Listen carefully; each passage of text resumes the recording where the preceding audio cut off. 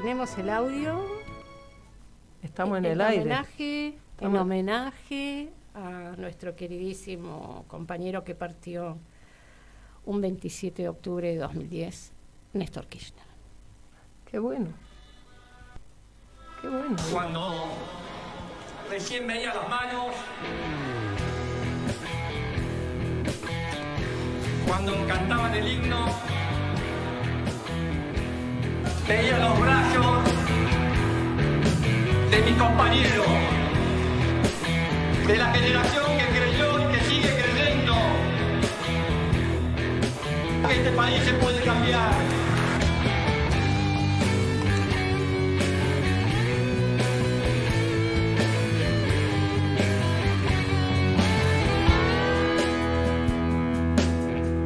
Creímos en serio que se podía construir una patria diferente. También vimos la claudicación a la vuelta de la esquina. Porque es difícil, porque muchos especulan, porque muchos están agazapados y muchos esperan que todo fracase para que vuelva la oscuridad sobre la Argentina y estén ustedes. Que nunca más la oscuridad y el oscurantismo vuelva a reinar en la patria. No puede ser un tira y afloje entre quien peleó más o peleó menos, o algunos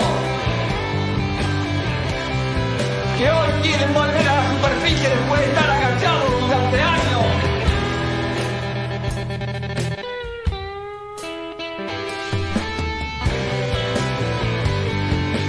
Este paso que estamos dando hoy no es un paso que deba ser llevado adelante por las corporaciones tradicionales.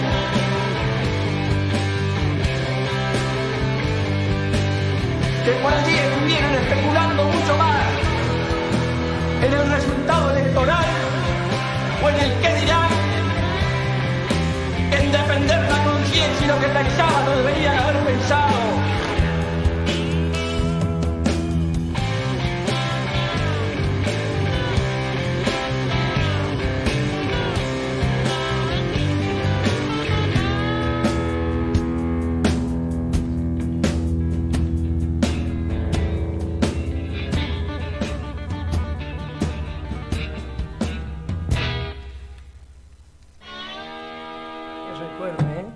Qué polenta, qué momento en que se recuperaba la voluntad de transformar, de poner al peronismo otra vez en el centro, a conducir los destinos de la patria, ¿no? Con voluntad, con claridad, eso necesitamos volver a poner a Perón en el futuro, para que la patria tenga esperanza. Sí, tal cual. Bueno, al fin viernes, Pimpi. Este es un programa que estamos sosteniendo las chicas porque Bea está online. Y ¡qué bien! Como corresponde. Acá estamos. Guillermo y Pablo están en Mendoza, como siempre, con muchísima actividad presentando la propuesta, el plan económico peronista. Así que los vamos a tener presentes en el programa, por supuesto, a través de un audio. Vamos a escuchar. Sí, ¿y viste los comentarios de no sé si escuchaste el reportaje que le hicieron a Guillermo Ciro? ¿Cómo habló de Guillermo? ¿Cómo puso en claro? Explicó, le hacían un reportaje, él era un dirigente de los empresarios de la provincia de Buenos Aires, de La Plata, diciendo, nosotros a veces no nos gustaba que Moreno, porque él investigaba nuestros costos, pero siempre se veía cuánto costaba, cuánto era razonable ganar, y te apoyaba, te acompañaba. Fue muy impresionante toda la explicación del por qué hace falta. Guillermo Moreno, Guillermo, te queremos escuchar. Ahí vamos. Y tía, ¿cómo anda? Hoy es viernes, estamos acá en Mendoza, acá vamos a tener una muy buena actividad de reflexión sobre el plan económico con empresarios y sindicalistas en un aula en la Universidad de Cuyo. Muy interesante no solo las presentaciones, que eso, sino las preguntas y el debate. Muy cálidas las preguntas, muy interesantes, muy importantes en una provincia productora como Mendoza. Bueno, sobre esto tenemos que reflexionar, Guitia, ¿qué país queremos? Si queremos un país industrial, o vamos a renunciar a tener un país industrial. Obviamente cuando uno dice un país industrial está pensando también naturalmente en un país con servicios, en un país con comercio y todo lo que genera la actividad industrial, con sus obreros calificados. Y esto está en discusión. Acá en la Argentina, no solo en la Argentina, también está en discusión en el mundo. Finalmente, esto va a tener un lugar de repercusión especial en la economía norteamericana. Este va a ser el debate entre los republicanos y los demócratas. Yo ya entiendo lo que van a estar diciendo la progresía argentina, no, pero que Trump, que esto, que aquello. Mire, en el fondo lo que está en discusión es el Made in USA en los productos industriales. Y en Inglaterra también, mire, fue tan claro que la destitución de la señora que era primer ministra tuvo que ver con esta confrontación, que terminaron poniendo un banquero, liso y llano, un banquero. Mire, ¿qué quería la antigua primer ministra? Bajó los impuestos, está mal, sí, obviamente, no voy a entrar en ese debate, pero estaba claro que entró en vibración la posibilidad de pagar los bonos que tienen los bancos del sistema financiero internacional del Tesoro inglés. Y entonces le dijeron, si vos bajás los impuestos, ¿cómo pagás los bonos? Eso está mal. Y ahí fueron. En una ofensiva tal, no fue la lucha popular lo que sacó, no. Fueron los banqueros. Vendieron los bonos, subió la tasa de interés, subió el riesgo país, bla, bla, bla, bla, y duró lo que duró. Y ahora pusieron un banquero, cuando dice, uno de los nuestros se hace cargo. Y está en la Argentina esta discusión también, claro que está en la Argentina. Cuando nosotros planteamos la discusión con Melconian es porque Melconian es el exponente del capitalismo de los banqueros. Pero ¿y entonces cómo lo auspician los industriales que se nuclean en la Fundación Mediterránea? Yo creo que tienen el síndrome de Estocolmo. Lo que tenemos que hacer es penetrar en ese debate. Por eso cuando Melconian lo ofrece, nosotros cantamos, sí, vamos, no hay ningún problema, y vamos a la Fundación Mediterránea. Mire, y no vamos a cejar de pedirlo, porque es un debate esclarecedor. Él va a tener que explicar en Estados Unidos dónde está parado. Va a tener que explicar con los ingleses dónde está parado. Y va a tener que explicar en la Argentina dónde está parado.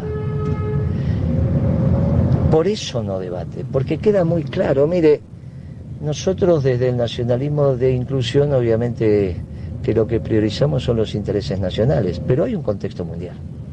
En la globalización esto no estaba en discusión. No estaba en discusión. Porque obviamente que lo que ordenaba el mundo era el consenso de Washington. Y entonces el mercado era global y las industrias eran globales, la que quedara. Si a Argentina le tocaba alguna, quizás le tocaba alguna. Pero no el complejo industrial que supimos tener y que queremos nosotros volver a tener. Ahora el mundo no es favorable porque se está pensando el espacio regional y subregional. Entonces el eje sarmantiniano, el viejo eje Buenos Aires, Lima, Bogotá, Caracas, y ahora es posible con un agregado muy importante. Esta vez no va a ser un eje antibrasilero como fue siempre, porque Brasil era Brasil, y esta es la realidad. Y no por su tamaño, sino por las políticas que aplicaba, está claro. Está claro, el imperio brasilero en el fondo tenía esa imagen, por eso que tampoco el Mercosur pudo funcionar. Pero ahora por primera vez los brasileros tienen el mismo problema que nosotros, porque una potencia europea, en este caso Francia, se le quiere meter en la Amazonia, y encima tienen problemas con el patio trasero, entre comillas, porque Petro, donde se inicia la Amazonia, que desemboca en el Atlántico, dijo sí, que vengan las fuerzas internacionales a territorio brasilero. Y entonces la intelectualidad brasilera vinculado al pensamiento nacional, que ya tomó contacto con nosotros, dice, pero ¿qué les pasa? ¿Qué nos pasa? Nunca nos pasó esto, y pasa a este mundo. Y pasa a este mundo donde la discusión es clara, porque los espacios globalizadores que representa Macron expresan también el capitalismo financiero, el capitalismo de los bancos. Por eso es tan importante el debate en la Argentina también, pero es funcional al mundo. El mundo no nos sopla de frente. Hoy el mundo no lo tenemos de frente, no sé si lo tenemos de espalda, pero ya no tenerlo de frente como fueron los 70 años de peronismo, que siempre lo tuvimos de frente, es muy importante. Y quizá lo tengamos de espalda, de acuerdo a cómo se vaya ordenando la política global y sobre todo la política económica. Y Putin tiene mucho que opinar sobre esto también. Miren, es muy apasionante la etapa que se viene. Y esta es la reflexión central. No, pero si Cristina, que si Macri, que si la Cámpora, que si el Movimiento Evita, que hacen un partido. Eso me parece muy bien el partido del Movimiento Evita, pero van a tener que empezar a explicar que la sociedad alcanza para todos. Porque no creo que puedan hacer una campaña diciendo la sociedad no alcanza para todos, ¿no? Que es el substrato de los planes, porque no lo plantean como circunstancial, sino como estructural. Bueno, por eso es muy importante todos estos debates. Obviamente que los debates por los cargos serán, pero si se entiende qué es lo que está en discusión. Y lo entiende Macri, lo entiende Cristina, y no lo entiende. Y no lo entiende, si no hubiesen aumentado el precio de la comida. Mire, la comida a nosotros nos está dando, la comida, 7.9 de aumento. El general le está dando 7 puntos, no es para nuestros clientes, lo que dé el INDEC lo dará el INDEC. Pero la comida va a andar por ahí, mire, no nos equivocamos, poco más, poco menos. En un mes puede haber diferencia, después cuando vemos la serie del anual coincidimos casi todos, incluido el INDEC. Después obviamente está el sesgo de las mediciones mensuales, cada uno tiene su canasta. Yo no digo que lo que hacemos está bien hecho, nosotros lo hacemos bien, el INDEC lo hace bien. No se lo cuento para confrontar con el organismo oficial, porque el INDEC no puede mentir ni antes ni ahora, son 1.500 trabajadores que trabajan con pasión y patriotismo. Simplemente le digo en esta columna lo que nos dio en nuestra consultora. Obviamente falta el ajuste final de sábado, domingo y lunes, pero estamos hablando del 10% en términos de recolección de datos de lo que ya se hizo. O sea, se hizo el 90%, falta el 10% y el 10% no va a cambiar la tendencia, o sea que va a estar por ahí, por el mismo fenómeno de la estadística. Si usted me dijera que falta una semana, bueno, pero faltando 3 días no va a cambiar. Por eso le digo por dónde va a andar. Y esto es producto de las decisiones tomadas en septiembre con el dólar soja, que tuvieron un impacto cruel en la segunda quincena de septiembre, cuando apareció el precio del aceite, porque mientras faltaba el aceite no se medía su precio. Cuando apareció 60, 70, 80% de aumento, 100% de aumento, ahí se midió. Y obviamente se mantuvo, porque el dólar soja se terminó, pero no se terminó el incremento del precio, no que bajaron. Y por eso tiene su impacto tremendo en octubre. Claro, cuando termina la medición. Claro, el dólar soja ahora sabemos lo que pasó. Ya sabemos que era una decisión errada, no sabíamos a quién se le había ocurrido, después nos enteramos a quién se le ocurrió, que fue a Singenta, al CEO de Singenta, que la renuncia y se quiere dedicar a la política, se va a dedicar a la política aumentando el precio de los alimentos. No, pero no hay problema, porque él dice que se dedica a la política porque en realidad se resuelve de otro lado la pobreza y no con un precio adecuado de los alimentos. Son muy originales este pensamiento progresista. Pero ahora apareció la realidad de la situación. Resulta que no se había exportado, tal cual lo dijimos la semana pasada y dejamos abierto el interrogante para esta semana, porque en realidad fue un préstamo. ¿Cómo un préstamo? Sí. Las exportadoras, con un mecanismo de financiación de exportaciones, que no es más que un préstamo, que le hacen las exportadoras al productor. En este caso, no es al productor porque la soja estaría.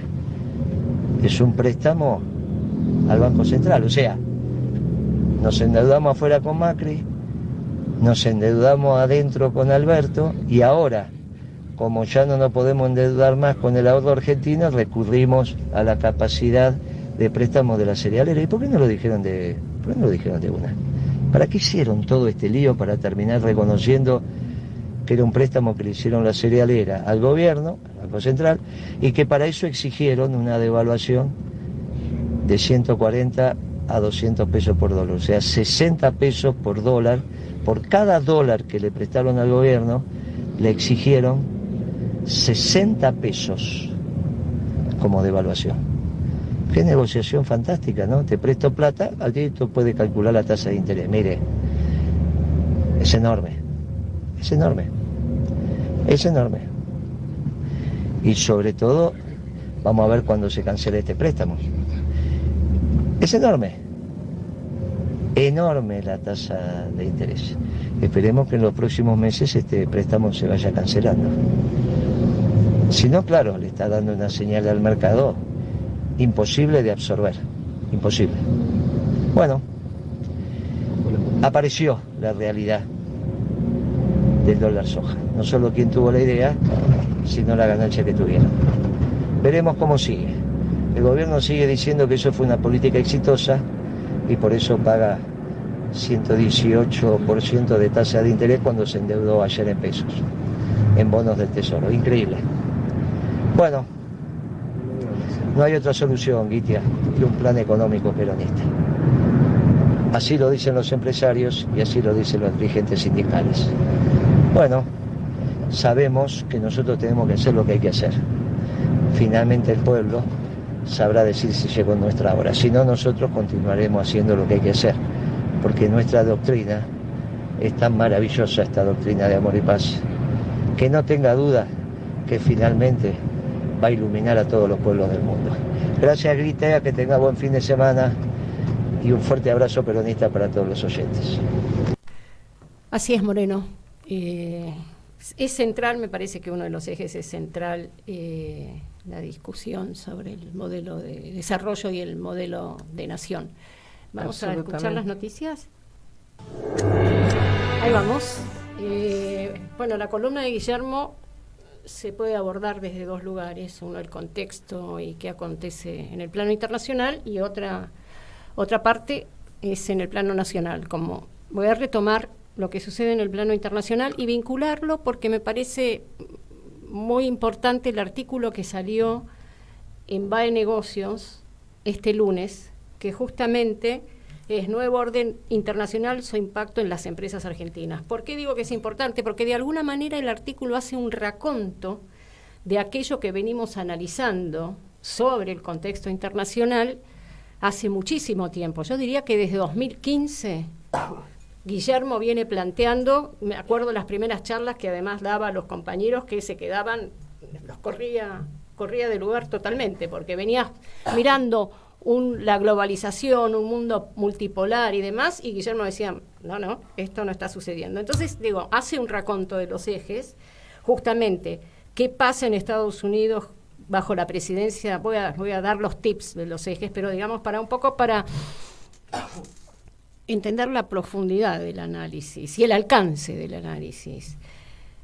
Cuando gobernaba George Bush, encuentran una tecnología que les permite abaratar los costos para tener el shale oil y gas oil. Entonces, ¿esto qué genera en Estados Unidos, esta nueva tecnología? ¿Querés agua? Sí, me busca. Ok. Esta nueva tecnología genera que Estados Unidos se presente frente al mundo como oferente en el mercado energético, cosa que antes no acontecía, digamos, lograban abastecerse en el mercado interno. Esto que genera a su vez que disminuyan los costos primos unitarios, entonces que se abarate la producción y que empiecen a tener ventajas competitivas con relación a lo que, digamos, sus competidores Alemania y la República Popular China. Entonces, tiene supremacía mundial el famoso Made in USA, que es lo que menciona Guillermo. Como era antes. Sí, lo que menciona Guillermo en la columna, ¿no?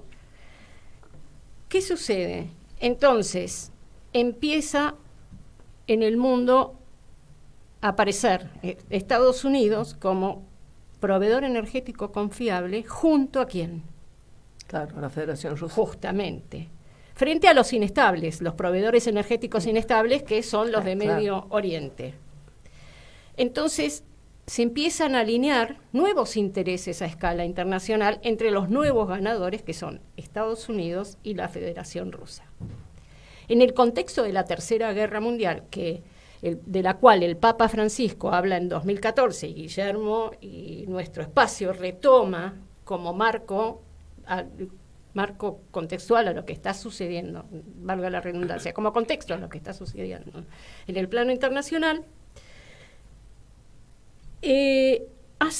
¿quiénes se abastecen de energía fósil que no tienen en el mundo? La Unión Europea y la República Popular China.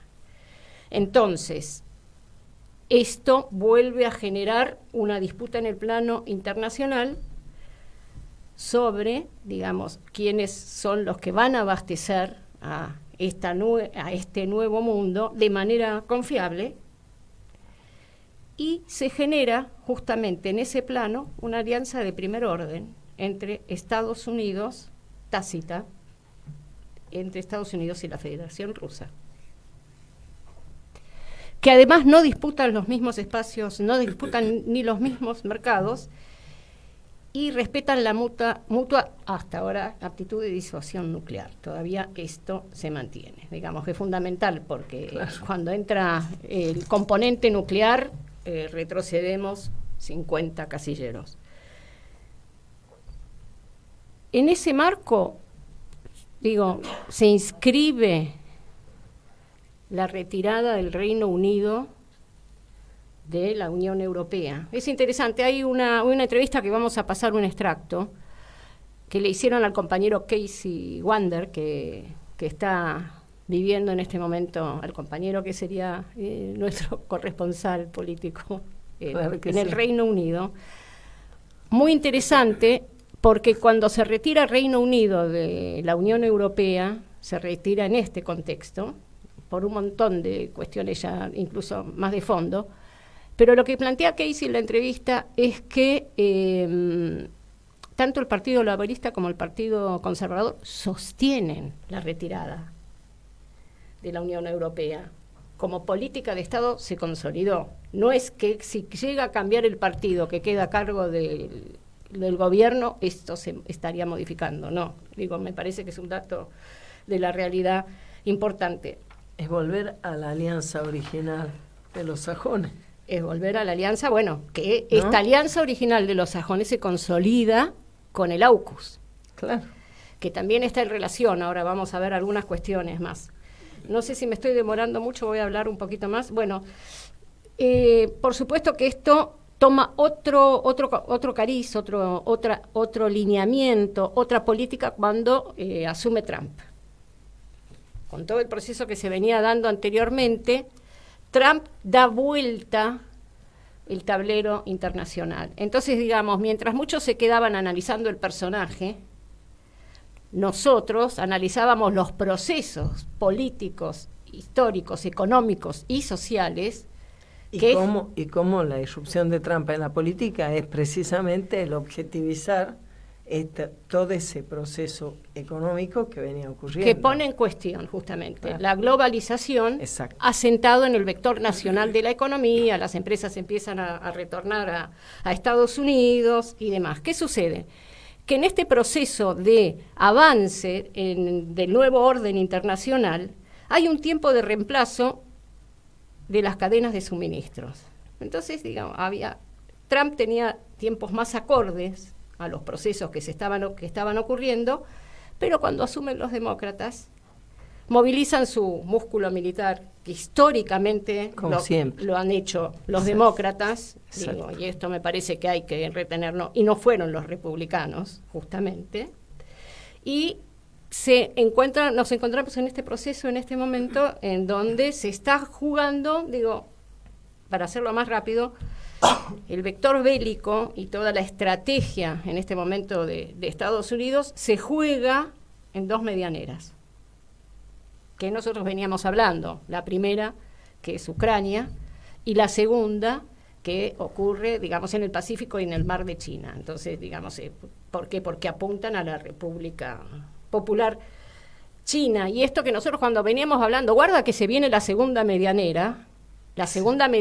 ya está, digamos, cada vez más caliente, porque incluso, digamos, hay declaraciones cada vez más calientes. Bueno, la disputa geopolítica, la disputa se da en distintos planos. En el plano de la diplomacia, las declaraciones públicas también se da. Y hace muy poco, el ministro de Estados Unidos hizo declaraciones con relación a el peligro que implica en este momento, cómo se agudizó el peligro de la República Popular China a partir de las declaraciones de Xi Jinping ante el Congreso del Partido Comunista, en donde recalcó y remarcó la necesidad de una sola China. Entonces esto lo toman los norteamericanos para decir, bueno, guarda con esto porque el nacionalismo chino viene por Taiwán. Y Taiwán, digamos, es un tema que en el 79 creo que hubo un pacto con relación a esta cuestión y estarían cambiando el status quo del pacto. O sea, desde el punto de vista de las declaraciones esto va creciendo, desde el punto de los movimientos en la zona del Pacífico también esto va increyendo. Un solo detalle, el tema de el acuerdo, digamos, es un aspecto de toda esta cuestión geopolítica, el acuerdo de China con las Islas Salomón, que mencionan en el artículo. Las Islas Salomón, con las cuales se acuerda China y hace un pacto, ahora en el 2022, en abril, firma un pacto, antes estaban en la órbita de Australia. Las relaciones es porque forman parte de Oceanía y, digamos, tenían un acuerdo estratégico con Australia. Y vira la política internacional, que tenía alianza con Taiwán, estaba en el marco de la estrategia de esa zona y, digamos, en alianza con Australia, vira la política militar, rompe la alianza con Taiwán y arma un pacto con China, y es la zona del Pacífico Sur. Y Estados Unidos está sumamente preocupado, y en todas las declaraciones habla de, justamente el AUKUS es una de ellas, de garantizar el espacio de la zona del Indo-Pacífico, de la India-Pacífico, digamos, toda esta zona que llega hasta la India. Entonces, digo, esto también genera, digamos, muchos regemones, porque están diciendo no solo que ya toca intereses concretos del AUKUS, sino que dicen que hay posibilidad de que haya una base militar. Bueno, lo que quiero plantear es que el mundo está muy complicado, sigue complicado y sigue quedando cada vez más en claro esta medianera, la segunda medianera. La primera ya venimos hablando hace bastante tiempo. Y también esto que también menciona Guillermo, que ocurrió en Reino Unido, ¿qué intereses defiende el nuevo primer ministro? Claro.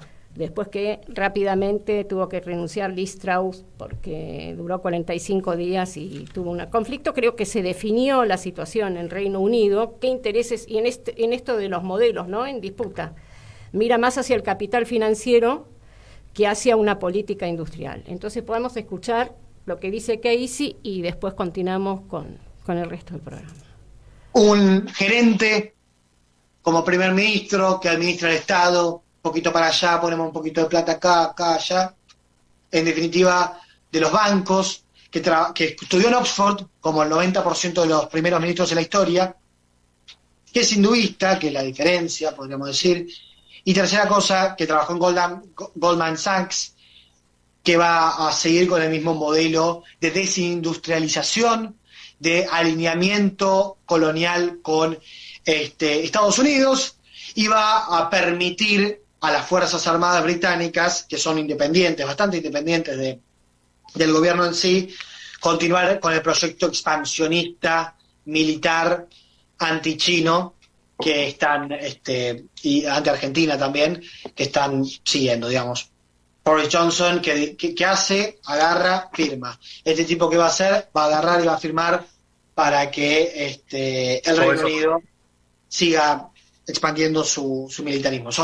Perdón, ¿qué dijiste ahí? No, era eso que decías vos al final. Era sobre esto, de que decías que le va a dar continuidad a todas esas políticas. Va a ser lo mismo, business as usual, la cosa continúa como antes de Boris Johnson, como antes de Liz Truss, que quería cambiar las cosas. Neoliberalismo, financismo, capitalismo financiero, desindustrialización, guerra de Ucrania, políticas verdes que afectan al industrial y al trabajador, realmente salarios a la baja con respecto a la inflación, y no tiene muchas esperanzas el Partido Conservador. Realmente está en un quilombo pero tan grande que va a ser difícil ver que puedan ganar las elecciones. Muy interesante el aporte de Casey, está en internet, Casey Wonder, si lo quieren buscar, es una entrevista a Casey Wonder. Y Casey se escribe. ¿Qué? Casey, claro. Casey, Claro. Caseywander, entrevista a Casey Wonder. Y ahora vamos a escuchar, para dar continuidad y el aporte de las chicas, a Pablo Chalió. A Pablo. ¿Te parece? Claro que sí. Hola, Gitia, Pimpi, vea cómo están, bien me imagino. Bueno, solo un par de comentarios. Mira, primero el tema de las prepagas y de los aumentos de las prepagas. Evidentemente indican una erosión en lo que tiene que ser una cohesión gubernamental muy importante, que la vicepresidenta diga que no está de acuerdo con los aumentos, pero los aumentos ya están en la calle, ya se firmaron y habrá que pagarlos. Eso realmente llama la atención por lo perjudicial que es para un gobierno que debería estar emitiendo señales coherentes. Pero hay otro tema. Realmente los aumentos este año de las prepagas han sido espectaculares, muy fuertes. Escuché por ahí a Melocopit diciendo, bueno, si tomamos los 3 años, o un poco más quizás, del gobierno de Alberto Fernández, realmente nosotros lo único que estamos haciendo es compensando un atraso que teníamos anteriormente.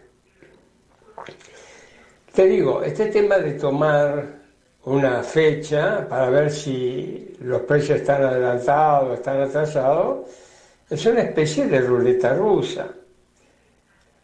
Se tomó el inicio del gobierno de Alberto Fernández. Se podría haber tomado otra fecha y ver si estaban adelantados, atrasados. No tiene nada de importancia. Lo que tiene importancia es este año, con los aumentos realmente importantes de las prepagas, las tarifas. Es realmente una catarata.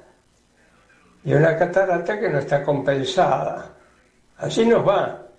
Así le va el salario, así le va la actividad económica. Realmente una situación muy complicada. Y el segundo punto que me gustaría compartir con ustedes son unas declaraciones de Melconian. Melconian estuvo con Novarecio. Una de las cosas que dijo es que habrá que esperar 15 o 20 años para una normalización de la economía. Bueno, ¿qué les parece? Linda noticia, ¿no? Si es lo que está ofreciendo. Después dijo que no, que puede haber algunas, medidas que den esfuerzo más o menos inmediato, en fin, pero sin definir nunca qué es el plan que están propiciando y sobre qué están asentando ese plan. Miren, esto es muy importante, porque al no decir cuál es la ideología de base o la doctrina de base de un plan que, como él dice, tiene que ser integral. Esto lo hemos venido diciendo nosotros hace mucho tiempo. Argentina necesita un plan integral. Bueno, está bien que se tome esa afirmación, pero parece que lo que no se toma con mucha simpatía es la conclusión obligada. Si vamos a tener un plan integral, tenemos que tener una doctrina de base, una concepción global, porque si no, ¿cómo hacer para que sean coherentes la cantidad de medidas que hay que tomar en todos los ámbitos para superar los problemas que enfrenta la economía argentina? Y bueno, Melconian no lo dice, con lo cual uno puede pensar que hay acá algo así que vender gato por liebre. ¿Por qué? Porque él dice le va a servir a cualquier gobierno, pero eso, ¿qué significa? ¿Que todos los gobiernos comparten la ideología que tiene Melconian y su equipo? Porque lo que no es lógico es que se piense que puede haber un plan que sea independiente de la doctrina por la cual fue elaborada. Quizás alguno piensa que la economía tiene sus, digamos, sus proposiciones independientemente de cualquier cuestión política, pero eso es absolutamente falso. La política económica, por eso se llama política económica, se asienta sobre la política y la política sobre una doctrina. ¿Por qué se resiste tanto Melconian y su equipo a dar la doctrina de base? No es bueno eso. Tanto no es bueno que algunos pueden llegar a decir que, bueno, está proponiendo un plan para proteger los intereses de los sectores empresarios que lo están avalando, lo cual sería realmente muy lamentable. Mira, Pimpilla. Lo escucho, bueno, como siempre, Pablo, Guillermo y yo son tan claros y van al punto, y vos como también enhebrando todo esta ida y vuelta entre lo que pasa en el mundo y cómo nos atañe, ¿no? Pero yo, ¿sabes qué? Creo que hay un reconocimiento implícito en ese postulado de Melconian de que para cualquier gobierno él tiene, porque él está pensando que pueden ganar los que actualmente gobiernan o la principal en términos de número oposición. Uh-huh. ¿Y cuántas veces lo ha dicho Guillermo con todas las letras? Son lo mismo, tienen el mismo fundamento económico, aunque tengan un piripipí diferente, tienen el mismo fundamento económico. Por eso Melconian puede decir eso, por eso es que nosotros decimos que lo que hay que hacer es un plan económico peronista. ¿No es cierto, Beatriz? ¿La Beatriz está por ahí? Sí, acá estoy escuchándolos atentamente. Ahora te queremos escuchar a vos, Bea. Bueno, sí, breve, para así podemos participar todos. Guillermo se refirió, y bueno, y Pablo hizo algo, profundizó sobre todas las cuestiones que tienen que ver con la medicina prepaga, las tarifas, los alimentos. Guillermo se refirió al final de su exposición sobre la tasa de interés. Y hoy el gobierno, o ayer a última hora, el gobierno siente que fue un éxito esa renegociación de deuda, que es una deuda en pesos, una deuda que tiene que ver con este año y con el 2023. Si lo que se hizo es renovar deuda que vence a más tardar el año que viene, así como que son esas cosas del paga Dios. Y como dijo Guillermo, la tasa, a partir de la tasa nominal que fijaron más alta que las anteriores, la tasa efectiva anual es del 117, algunos dicen 118, como dijo Guillermo. Me parece que es importante que también quede claro que el 78% de esa negociación, de esos aumentos de tasa, estuvieron dados porque el 78% estuvo representado por instrumentos a tasa fija. y el 22 a instrumentos indexados al cambio oficial. Es decir, atrás de esto, en este 22%, hay una posible devaluación y devaluaciones que se están ejecutando en forma periódica. Con lo cual, lo que estamos pensando es que les dieron, además, para la renegociación, no solamente una tasa altísima, sino que les dieron instrumentos que alguna vez nosotros dijimos, bueno, ¿por qué si el que da más, por qué a los jubilados no se los ajusta con la mejor porcentaje de aplicación de estos instrumentos, precisamente, ¿no? Es decir, si da más el del IPC o lo que está decidiendo cada uno de estos gobiernos, y cuál es el instrumento. Bueno, para pagar la deuda a los tenedores de los bonos en pesos, se le está dando las mejores opciones, sin ninguna duda, con un engrosamiento de nuestra deuda interna. Y bueno, me parece que esto es una bola de nieve que se viene generando y que, bueno, veremos cómo esa bola, que están contentos de que se puede renegociar, y decía, la sensación era, como empezó el programa, ¿no?, con Néstor Kirchner, qué lejos estamos de un gobierno peronista como el que fue el de Néstor, y cómo lo necesitamos. Porque además de esto, hoy pasó algo que realmente tomó estado público en varios diarios, donde el presidente Alberto Fernández, frente a organismos internacionales, dijo que él no tenía idea. A ver, decir que un presidente diga que no tiene idea es fuerte, que además no tenía idea él ni su canciller sobre una negociación que aparentemente la Argentina había firmado en los 90 con la Unión Europea. Bueno, la verdad que, viniendo de mi experiencia en negociaciones económicas y comerciales internacionales, la verdad que esto impacta muchísimo, porque vos podés decir, no había o había, pero no podés decir que no tenés idea. Y para esclarecer, el 2 de abril, precisamente una fecha para nosotros tan emblemática, de 1990, la Argentina y la Unión Europea firmaron un acuerdo, pero además un acuerdo casi de rutina. Está bien, en el marco de que había vuelto la democracia, qué sé yo, digamos, se le dan unos considerandos importantes, pero en realidad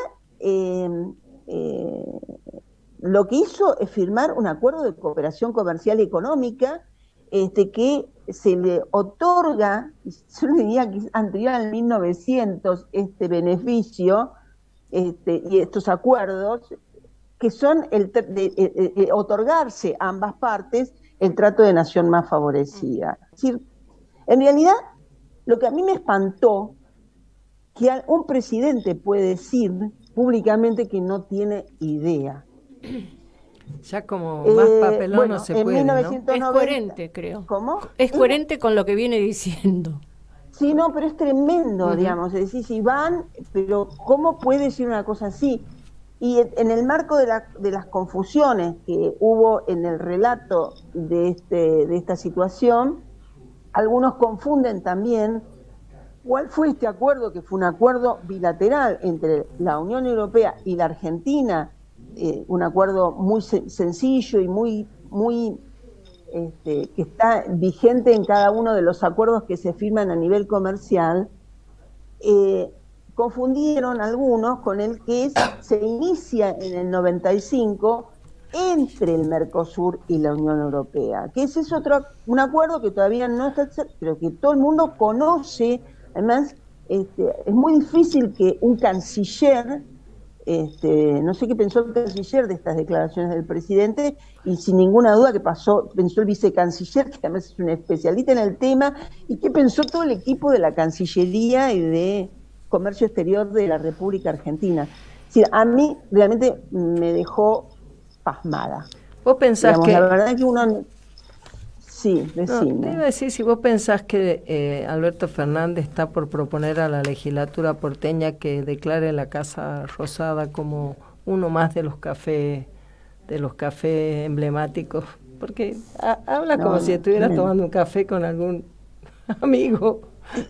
Pavada, algo que dijimos, papelones. Algo que dijimos, perdóname que te diga, la semana pasada dijimos de dónde viene Alberto Fernández y qué lista se integraba. Y entonces uno de los que hoy recoge toda la información, dice, además no lo puede desconocer, lo firmó Cavallo en el 90, cuando era canciller, y él estaba al lado de Cavallo y además después integró las listas de Cavallo. Entonces, realmente, ¿qué pensaron? Además, la vergüenza que uno siente como ciudadano, como argentino, ¿qué estaban pensando en la mesa de nuestro país y de nuestros representantes y de nuestro presidente cuando estuvo diciendo esto en una mesa? ¿Sabes qué se dice? Con representantes internacionales. Se dice que la Argentina no tiene presidente. Eso es lo que se percibe. Que la Argentina no tiene presidente. ¿Tenés alguien a cargo? ¿Alguien está conduciendo esto? No, la Argentina no tiene presidente. Qué bárbaro. Ni rumbo, como dijo. Ni rumbo desde ya. Como dijo recién Bea. ¿Pimpi, anduviste por el Congreso? Ah, qué lindo, sí. Ayer le conté a la Beatriz. Resulta que ayer se trataba, a última hora, en la sesión del Senado, un proyecto de ley que se elaboró por la presidenta de la Obra Social del Sindicato de Casa, nuestra compañera, la senadora Alejandra Vigo de Córdoba. Bien. Ella lo presentó y lo peleó y lo consiguió cuando era diputada, y vino al Senado en revisión, y cuando estaba nuestra compañera Beatriz Mirkin, ella era parte del bloque oficialista. Alejandra no es del oficialismo, ella es del peronismo cordobés. Pero no se logró que el año pasado se tratara, y son estas cosas, visto que los tiempos de parlamentarios son bastante rígidos. Si un tema no se trata en un par de años, el proyecto cae y tenés que empezar de nuevo el proceso. Y es tan importante porque en esto de que se habla tanto del género y de las cuestiones de equidad y demás, no todas las cosas que se dicen se concretan en hechos que puedan cambiarnos la vida a las mujeres. El proyecto de ley que se convirtió en ley ayer, nosotros llamamos la ley Vigo, porque nuestra compañera sí es de la que lo impulsa, establece que las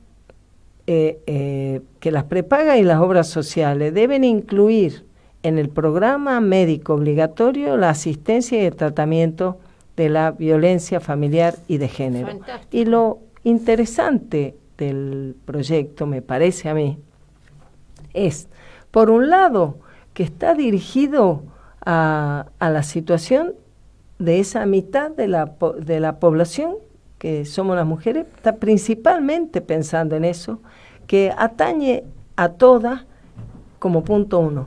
Como punto dos, que está colocando en el tema de pensar la salud, el tema de que la violencia es inaceptable, que afecta a todo, afecta a la convivencia, afecta el desarrollo humano de las personas y demás.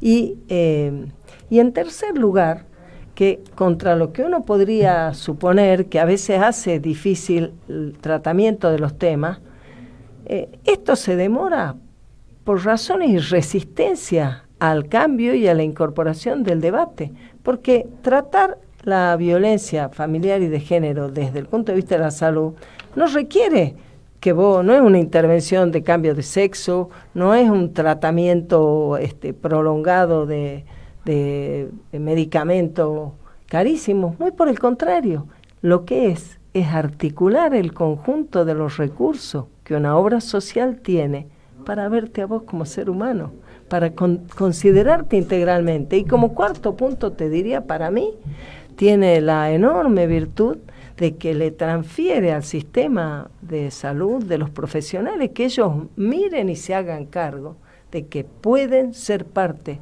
de la construcción de una sociedad más equitativa. Así que una felicitación a la compañera Vigo, una gran alegría y compartir con nuestras compañeras del Sindicato de Amas de Casa estos logros, porque a veces se habla mucho, pero en la práctica poco se cambia la situación de las mujeres. Yo cada vez que pienso que todavía no logramos, después de años, que haya un registro federal de deudor alimentario, Adriana, así que extraordinario. El programa médico obligatorio de las prepagas y las obras sociales a partir de ahora tiene que incluir el tratamiento y la asistencia por violencia familiar y de género.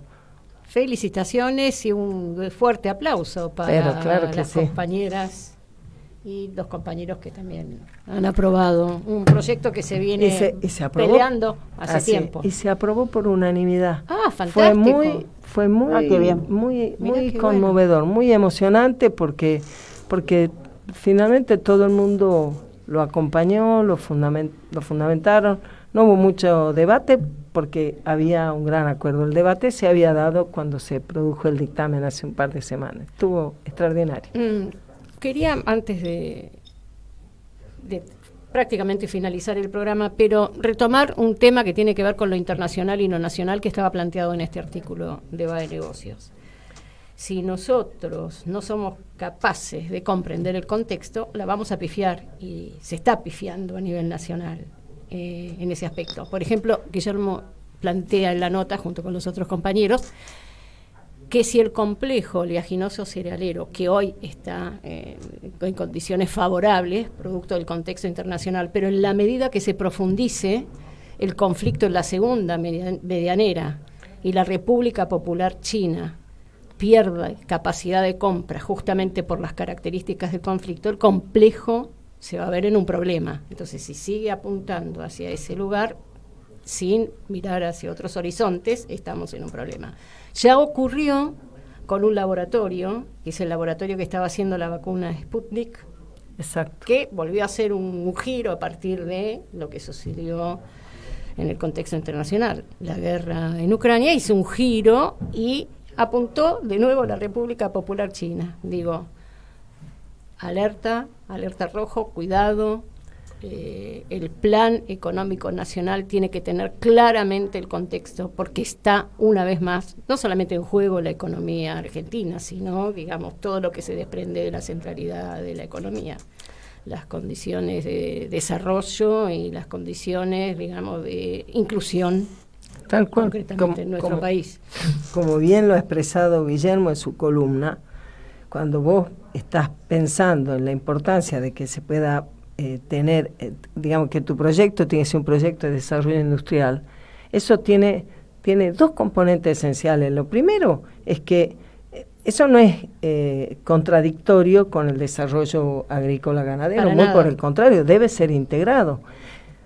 Pero si vos no desarrollas la industria, de ninguna manera vos vas a poder asegurar que haya trabajo para todo tu pueblo. Y cuando Guillermo nos dice, ojo, que por primera vez en 70 años no tenemos todo en contra, justamente Argentina tiene lo que necesita para desarrollarse. Tiene la posibilidad de tener alimentos al alcance del bolsillo, tiene la posibilidad de tener la energía para tener una economía, una producción industrial competitiva. Y como vos decís, buscar aquellos mercados internacionales, además de satisfacer la demanda interna, que permitan justamente volver a tener, como el peronismo siempre se ha planteado, un proyecto de desarrollo nacional. Y desarrollo quiere decir crecimiento con inclusión. Bea, palabras ya para ir cerrando. Sí, la verdad que un programa muy completo, como pasa siempre, con muchísima información, y me parece realmente que todo lo que puso recién Pimpi y los logros, me parece que, bueno, son un premio a la lucha que ella viene encarando hace tantos años. Y bueno, un premio como el que sacamos, como vos dijiste. ¿Qué? Pero bueno, además, como dijo Perón, y en coincidencia con tu desarrollo, Adriana, la verdadera política es la política internacional. Claro. Yo creo que vos te ibas a referir al premio que hemos sacado el otro día con Fernando Molgaray, cuando hemos competido en el torneo de fútbol. Oíme a mí, bueno, el próximo es de fútbol, Pimpi. No, por favor, yo eso no he jugado nunca, yo voy de barra nomás. Pero escúchame, el frasco de berenjena. Cuarto puesto.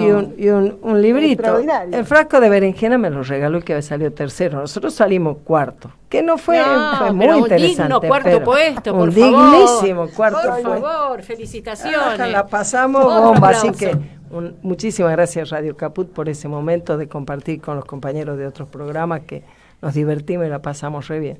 Y antes de, nos despedimos, ya estamos cerrando nuestro programa de hoy. Saludamos con un fuerte abrazo peronista a todos nuestros compañeros y a nuestras compañeras. Que pasen un buen fin de semana. Saludamos con un abrazo también al equipo de Radio Caput, a Noelia, nuestra operadora, a Fernando Molgaray, nuestro productor, y por supuesto a quienes retransmiten nuestros programas en distintos puntos del país. Y nos despedimos con nuestra cortina habitual.